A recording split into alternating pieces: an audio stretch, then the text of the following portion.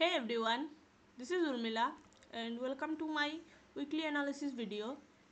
So let's talk about gold, Euro USD, GBP USD and Bitcoin's forecast of next week.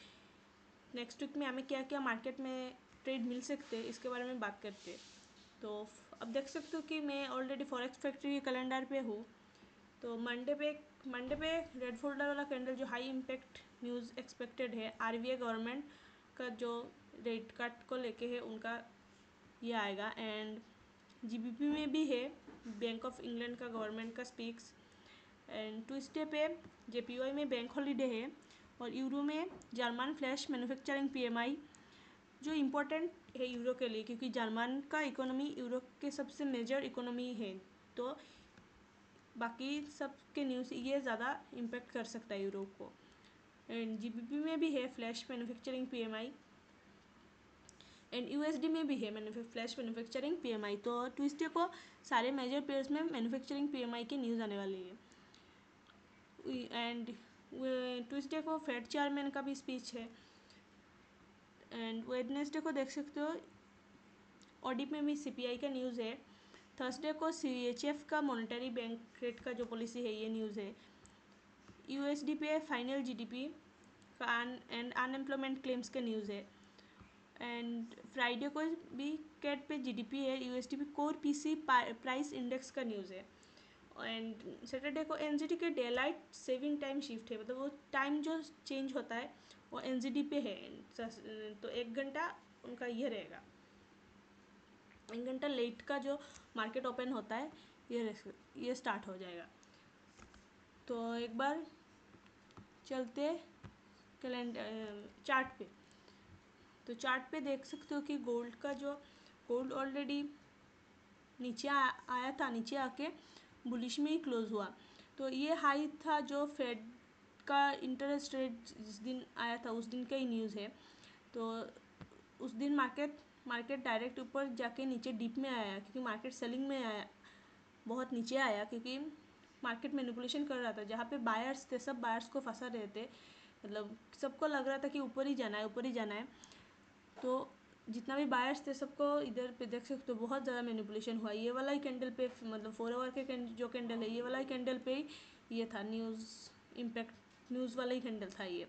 तो इधर से भी देखो इनबैलेंस बना छोटा सा और नीचे से सेलिंग ही आया। तो ये जो सेल था ये कंप्लीट हो चुका है।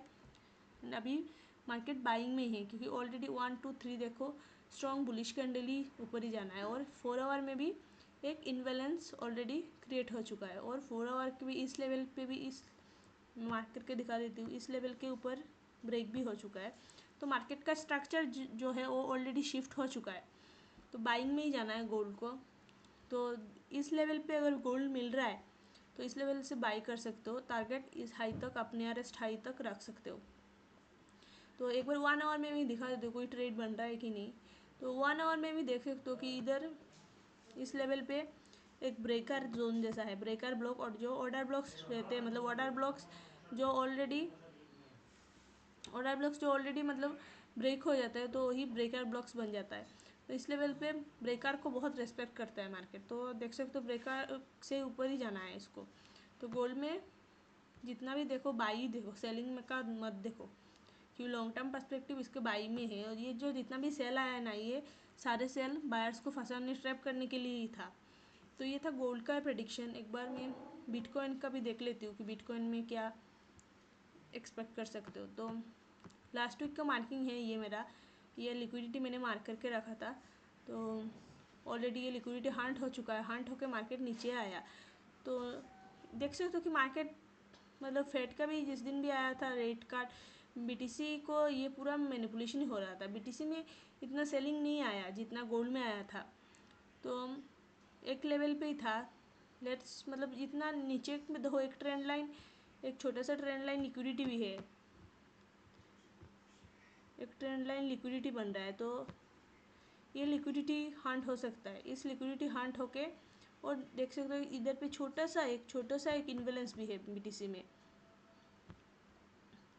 तो इस लेवल तक आने का चांसेस है, हाई चांसेस। 4 आवर में भी देखो बहुत सारा लिक्विडिटी है इस लेवल पे। तो ये लेवल टैप होके और 4 आवर में भी इनबैलेंस है। 4 आवर में ये भी एक इम्बैलेंस है, इस इम्बैलेंस से मार्केट ऊपर जाने का चांसेस रह सकता है बीटीसी में। तो बाई अगर ले रहे हो बीटीसी में तो ये लिक्विडिटी हंट होने के बाद ही देखना। तो ये बीटीसी का था। एक बार जीबीपी यूएसडी देख लेते कि जीबीपी यूएसडी में क्या प्रेडिक्शन है। देखो लास्ट वीक मैंने पूरा, आप जितना लोगों ने मेरा लास्ट वीक का वीडियोस देखा सबको पता होगा कि लास्ट वीक मैंने ये मार्किंग करके रखा था पूरा, ये BUSD ये लेवल मार के रखा था क्योंकि इस लेवल तक जाना था मार्केट को। देखो ये पूरा ये लिक्विडिटी हंट किया और ये लिक्विडिटी हंट होने के बाद मार्केट ने क्लोजिंग भी दिया इधर पे। सबको लगा था बाई आना था, लेकिन मार्केट को जाना था इस लेवल के इनबैलेंस तक। तो इस इनबैलेंस को मार्केट ने ऑलरेडी फील किया, फील करके मार्केट पूरा सेलिंग में आया। और देखो सेलिंग में भी इनबैलेंस मतलब इनबैलेंस बना, लेकिन इधर पे देखो एक बाइंग इनबैलेंस है, लेकिन इस बाइंग इनबैलेंस में हमें कोई बाई सिग्नल नहीं मिल रहे थे, मार्केट में पूरा सेलिंग ही था। तो मुझे लग रहा है जीबीपी नीचे आ सकता है। देखो 4 आवर में भी इनबैलेंसेस है, इनबैलेंस से इधर से मार्केट नीचे ही आना है। जब तक जीबीपी में 4 आवर में इस लेवल के ऊपर कोई स्ट्रॉन्ग बुलिश कैंडल क्लोज होने के बाद बाई देख सकते हो, क्योंकि इधर पे भी एक सेलिंग का लेवल है। चांसेस आर देयर कि इतना तक जाके सेलिंग आ सकता है जीबीपी में। और बाई अगर बाई आना है ना तो इस लेवल के ऊपर अगर क्लोज हो रहा है कैंडल, मतलब एक नहीं 2 कैंडल क्लोज होना चाहिए 4 आवर के, तब जाके बाई देख सकते हो। नहीं तो जीबीपी नीचे आ सकता है, नीचे इधर से डायरेक्ट इस लेवल के लिक्विडिटी तक आने का चांसेस है, क्योंकि इधर पे बहुत सारा देखो बहुत सारा इनबैलेंसेस भी है, अनफिल्ड इनबैलेंसेस है। तो ये इनबैलेंस को भी फील करना है। तो जीबीपी में most of the chances selling side में रह सकता है जीबीपी, क्योंकि ऊपर से बहुत बड़ा सा सेलिंग कैंडल ही आया नीचे। तो एक बार यूरो यूएसडी में देख लेते कि यूरो यूएसडी में क्या है।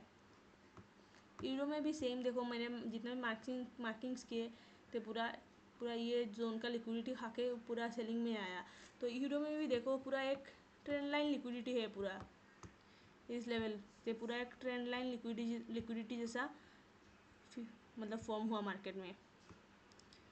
तो ये trend line liquidity definitely market Hunt करेगा, क्योंकि बहुत सारा लोगों का स्टॉप लॉसेस है। तो ये स्टॉप लॉस हंट होके यूरो में बाई जा सकता है। अगर ये लिक्विडिटी हंट नहीं हो रहा है तो इस लेवल से हमें सेल का ट्रेड मिल सकते हैं। इस लेवल का सेलिंग साइड का, इसका कलर चेंज कर देती हूँ, इस लेवल से सेलिंग टारगेट रख सकते हो इस लिक्विडिटी तक। तो ये था मेरा यूरो यूएसडी, जीबीपी यूएसडी और बिटकॉइन के फोरकास्ट। आई होप आपके लिए ये हेल्पफुल रहेगा। So thank you for watching.